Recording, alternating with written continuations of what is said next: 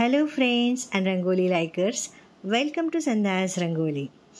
उभा महाराष्ट्र ज्यांच्या भक्तीत रममाण झालेला आहे असा महाराष्ट्राचा आराध्य दैवत म्हणजेच विठ्ठल पांडुरंग.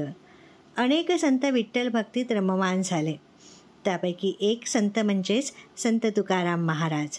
संत तुकारामांची अभंगवाणी ही केवळ आणि केवळ विठ्ठलमय आहे.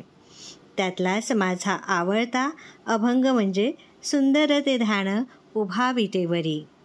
संत तुकाराम महाराज म्हणतात, कमरेवर हात ठेवून उभ्या असलेल्या विठ्ठलाचे ध्यान अतिशय सुंदर आहे. त्याच्या गळ्यात तुळशीचा हार आहे, तो पितांबर नेसलेला आहे. असे हे विठ्ठलाचे रूप मला नेहमीच आवडते. मासोळीच्या आकाराची कुंडले त्याच्या कानात झळकत आहेत. गळ्यात कौस्तुभमणी धारण केलेला आहे. तुकाराम महाराज म्हणतात की हे ध्यान माझे सर्व सुख आहे. असे सुशोभित ध्यान मी नेहमीच आवडीने पाहीन. संत तुकारामाच्या या अभंगाला संगीत दिलेलं आहे श्रीनिवास खळे यांनी आणि आपल्या गानकोकिळा लताबाईंच्या सुराने या अभंगाला आणखीनच गोडवा निर्माण झालेला आहे. चला तर ही रांगोळी काढत काढत आपण हे अभंग ऐकूया.